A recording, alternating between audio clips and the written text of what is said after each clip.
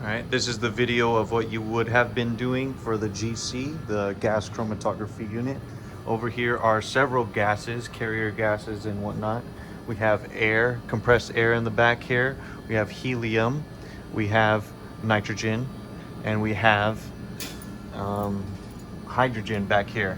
Okay, so on this particular setup, it's counterclockwise to open this, counterclockwise to open that, and over here, in order to increase the flow rate, you go clockwise. This is the different. This pressure gauge indicates the pressure inside the tank, and this pressure gauge indicates how much is coming out this way. So, and what I like to do is put it up to 60 psi, because it will require more than that as it's coming into the GC system. Over here is the computer that we'll be using. This is the computer which I have already turned on, and this is the GC system. Okay, the on button is down here. Okay, you just turn that on, turn the computer on, and when you open it up, when you open up the system, what it will do, let's see here, it will look like this when you first arrive. So Control Alt Delete, oops, Control Alt, you click this E203 GC, this one right here. So click that and it will go into this page. Now this purple thing right here, this Open Lab Control Panel, you'll be clicking that and it will go up to this page. When you open this page, it's already automatically selected to the GC, the HP 6890, over here on the left side. It's already automatically connected, so all you have to do is you click launch. Once you click that launch button, it will go and open up this other system here. Now in this particular case, I've already set up a GC system here. It has a whole bunch of parameters that I have already set into place. So I'll just go ahead and show you right now and tell you what they mean. Over here we have the injector. So this front injector is how much is going into the system. So we have a 10 microliter syringe, and it's going to suck up 3 microliters from the test tube or the adjuvant vials, and it will suck it and put it into the system. You don't have to worry about this valve. The inlets, okay, those are the settings. Let's see here, the column. So we have here the column, which is what the gaseous molecules will be going through and being analyzed at the end. The flame indicator, front inlet indicator. Here we have the setting. Now this is the most important one for the oven settings. So what this means is that the initial, this oven right here, so I set it at 165 degrees and hold for 2 minutes. Now this is how hot the system will begin, and so after 2 minutes, then that's when the heat will start to increase. So this is a rate. This is in this first particular case is a 4 degrees Celsius per minute, and it will go up to 180. And once that is complete, it will continue to rise at a rate at 5 degrees per minute up until it reaches a value of 200 degrees Celsius. Okay, and then after that, then it increases at a rate of 15 degrees Celsius per minute, and it will rise up until 260. And hold that.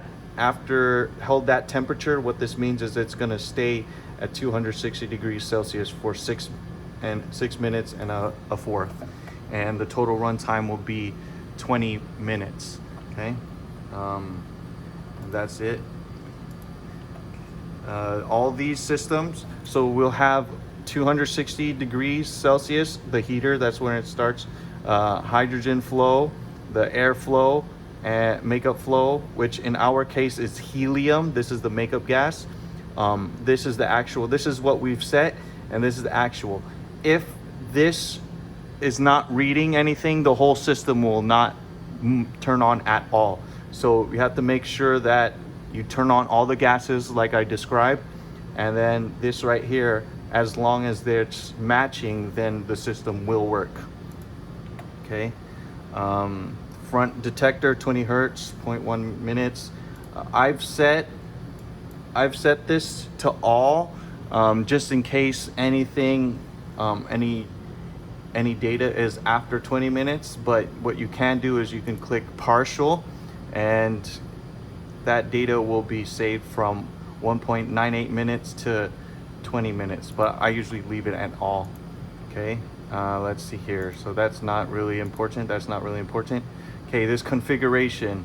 So what we're configuring, okay, this front end injector is already set. You don't have to worry about that. Columns, this column is already set back in the back end here. This oven here, or actually, sorry, this modules here. Now this is where the helium is. If your makeup gas is nitrogen, then you select nitrogen or helium. In our case, we're using helium, He, and that's what it is. The back inlet flow is what the nitrogen is using. And that's pretty much it.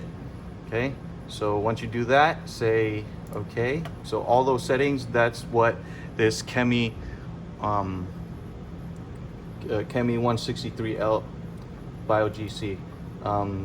It's already set there, so all you have to do is right click, load, and you say no. Okay, so that's that. Then you click up here where it says sequence. It says sequence right there. So you click sequence and you go to sequence table. Click that, and what you'll have here is different samples. Now you have to do a code here on this first column, this sample location. It's 101, and what that indicates is the back side and the vial number 1. You have to have this code on the first column. So this is what's most important, whether it's the first, second, third, fourth, fifth, sixth, seventh, or eighth. So there's up to 8. What we'll have here, the sample name, it doesn't necessarily matter what you add here, whether it's KOH or Candida Antarctica or whatever, catalyst or whatever you want to put here.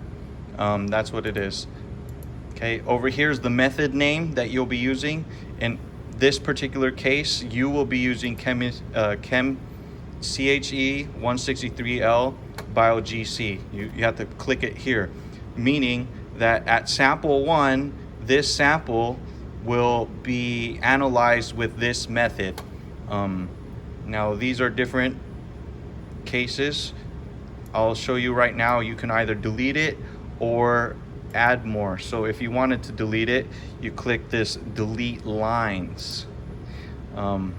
If you wanted to add a line, you could insert a line here, or you can just type it in 102. So I'll just demonstrate it real quick. 102, and then just say vial 2 or something, and then you select this method again.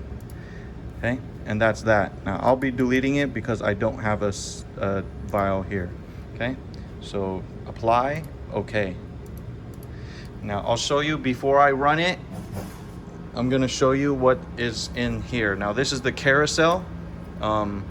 In order to put the vials in here, you can either do it manually, but you have to, for more space, you open it. And the way you open this thing is you just hook it up just like that. Don't touch anything else. Now this carousel, you're able to move it.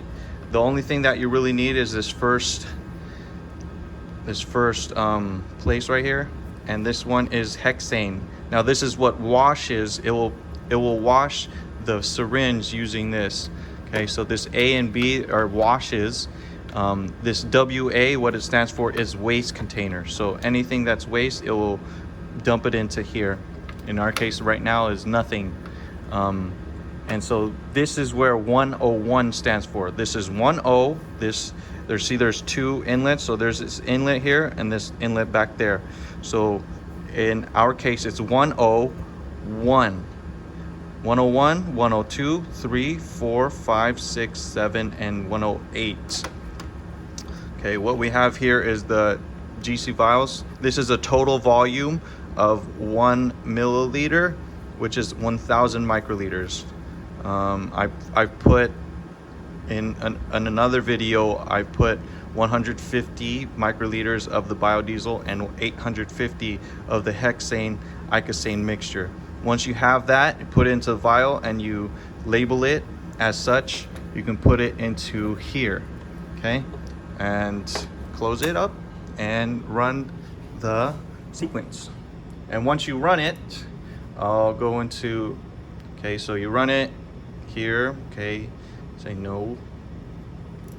Okay, I usually say no because when you say yes, it just basically presets everything. So I say no so that I can manually input what needs to be, or what the names I want. Okay, so this will be an example of, let's just do it here. So this would be an example. I've saved it in this CHE163L, spring 2020. Let's say, for example, we'll do a Monday sample. And we'll do a Monday sample here. Now this is what the GC will output to become. This is what you're gonna look like. In this case, it's a 1:3 ratio, 1% by weight per volume, KOH, which is potassium hydroxide, at a 1 hour sample and 50 degrees Celsius. We have here what this chromatogram looks like right here. This first peak right here is the hexane peak. And then over here, all these little peaks on this side, this is the biodiesel. To make calculations more simple, the only one that you're really concerned about, what I look for is this area percentage here, this 81.9. And then from here, this will indicate this peak. So that 81% area is this large peak here. And so all we really need from that is this value, 5.729 e to the 4th. This is the peak area. This is the peak area underneath that curve. So you take that value, put it in Excel, that will be your hexane peak. Then I go down here, this is the total areas of all the peaks. So you just go down here and you select that number. Now if the hexane peak is this amount, and the total is this amount, the difference between the total and the hexane peak will be roughly about all the biodiesel peaks. So you get that biodiesel, you get the difference between that will be your biodiesel area. You use this hexane peak as your hexane area, put it into Excel and do the calculations as such, okay? And that will be your GC system.